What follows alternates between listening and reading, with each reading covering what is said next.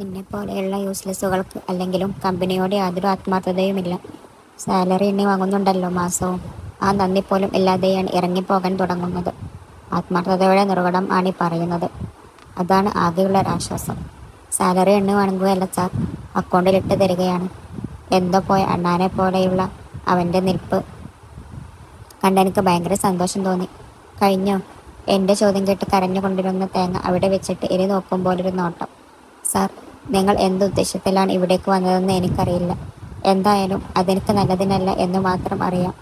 ആ സ്ഥിതിക്ക് ഒരു നല്ല ഓഫർ വരുമ്പോൾ ഞാനങ്ങ് വേണ്ടെന്ന് വെക്കേണ്ട കാര്യമുണ്ടെന്ന് തോന്നുന്നില്ല.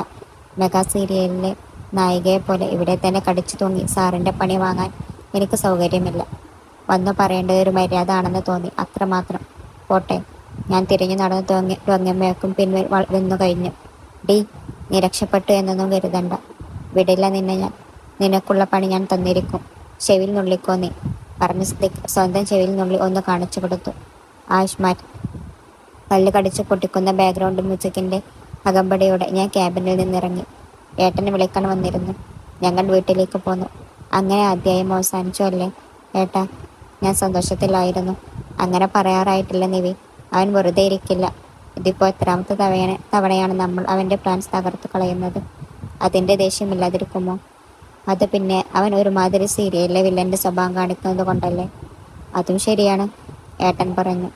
രണ്ടാളുടെയും മനസ്സാ ശാന്തമായിരുന്നു. പെട്ടെന്ന് തന്നെ സിത്താരയിൽ ജോയിൻ ചെയ്തു. അവിടുത്തെ അറ്റ്മോസ്ഫിയർ നല്ലതായിരുന്നു. അതുകൊണ്ട് തന്നെ എല്ലാവർക്കും ഒരു പോസിറ്റീവ് എനർജി ഉള്ളതുപോലെ തോന്നി. കണവൻ ഇവിടെയും പഴയ സ്വഭാവം തന്നെയാണ്. ആത്മാർത്ഥം നിറഞ്ഞു തുളുമ്പുന്നു. ഒന്ന് പറഞ്ഞാൽ രണ്ടാമത്തേന് ഇംഗ്ലീഷിൽ ചീത്തയും പറയും. ആദ്യത്തെ വർക്കിൻ്റെ നോപ്സിസ് വലിച്ചൊരു എയറായിരുന്നു.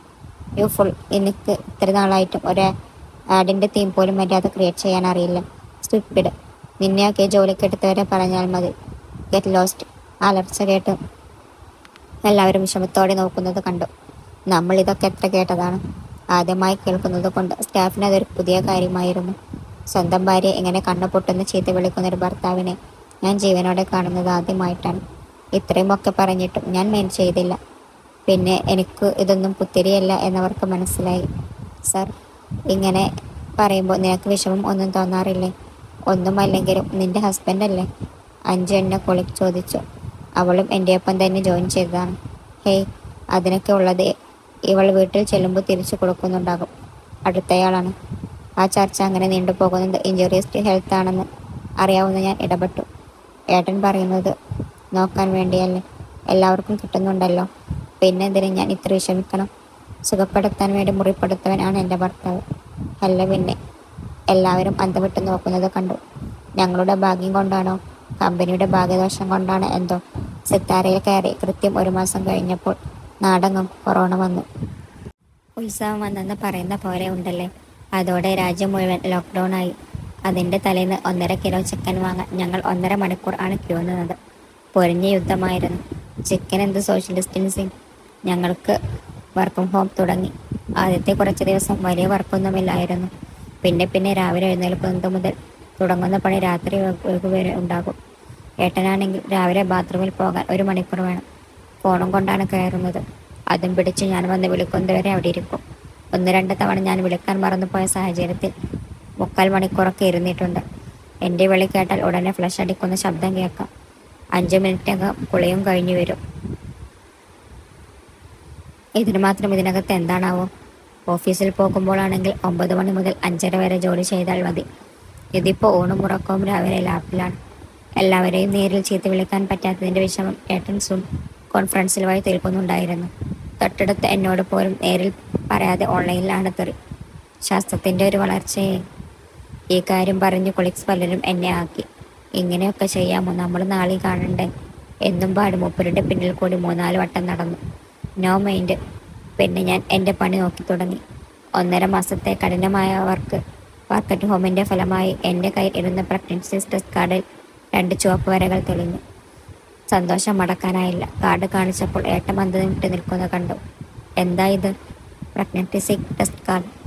എന്നിട്ട് ആവേശം മൂത്ത് വേഗം എഴുന്നേറ്റ് വന്നു. കാർഡ് കണ്ടിട്ടൊന്നും മനസ്സിലാക്കാത്ത ആളെ കാര്യം പറഞ്ഞ് മനസ്സിലാക്കേണ്ടി വന്നു. സർപ്രൈസ് കൊടുക്കാൻ പോയ ഞാൻ ഡിപ്രസ് ആയെന്ന് പറഞ്ഞാൽ മതിയല്ലോ. നിവി, ഇപ്പോൾ എല്ലായിടത്തും കൊറോണ അല്ലേ, നമുക്കത് കഴിഞ്ഞു പോകാം ഹോസ്പിറ്റലിൽ. ഏട്ടൻ പറഞ്ഞ് ശരിയാണെന്ന് തോന്നി. അങ്ങനെ അങ്ങനെയല്ലെന്ന് മനസ്സിലായത് 3 ആഴ്ച കഴിഞ്ഞും സാഹചര്യത്തിൽ യാതൊരു മാറ്റവും വരാത്തപ്പോഴാണ്. ഒടുവിൽ ഡോക്ടറെ പോയി കണ്ടു. 2 months ഗ്രോത്ത് ആയല്ലോ. വന്നു കാണിക്കാൻ എന്താ ഇത്ര വൈകിയത്? അത് പിന്നെ ഡോക്ടർ, കൊറോണ കഴിയട്ടെ എന്ന് വിചാരിച്ചിട്ടാണ്. അവർ നന്നായെന്ന് ചിരിച്ചു. അതടുത്ത കാലത്തൊന്നും കഴിയാൻ പോകുന്നില്ല മക്കളെ. നിങ്ങൾ വന്ന സ്ഥിതിക്ക് സ്കാനിങ് കൂടി ചെയ്തിട്ട് പൊയ്ക്കോളൂ. സ്കാനിങ്ങിൽ കുഴപ്പമൊന്നുമില്ല. എന്നാൽ ആദ്യത്തെ 3 മാസം കഴിയുന്നതുവരെ നന്നായി ശ്രദ്ധിക്കണം. ഫുഡൊക്കെ നന്നായി കഴിക്കണം. സ്റ്റെപ്പ് കയറുന്നതും കഠിനമായ ജോലികളൊക്കെ ചെയ്യുന്നത് ഒഴിവാക്കണം. ഞങ്ങൾ എല്ലാത്തിനും തലയാട്ടി. 2 വീടുകളിലും ഹരിയേട്ടൻ്റെ വീട്ടിലും പറഞ്ഞു. എല്ലാവർക്കും സന്തോഷം. ശ്രീദേവിയമ്മയുടെ കണ്ണൊക്കെ സന്തോഷം കൊണ്ട് നിറയുന്നത് ആ ശബ്ദത്തിൽ നിന്ന് എനിക്ക് മനസ്സിലാക്കാൻ പറ്റുന്നുണ്ടായിരുന്നു.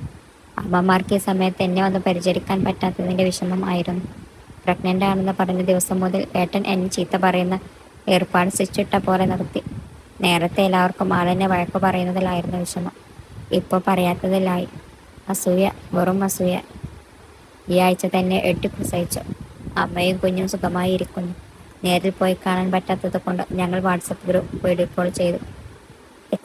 എക്സിൻ്റെ ഫാമിലിയുമായി ഇത്ര നല്ല ബന്ധം പുലർത്തുന്ന ആളുകൾ നമ്മൾ തമ്മിൽ മാത്രമേ കാണൂ അല്ലേ നിവി? ഏട്ടൻ ചോദിച്ചു. ഞാൻ പുഞ്ചിരിച്ചു.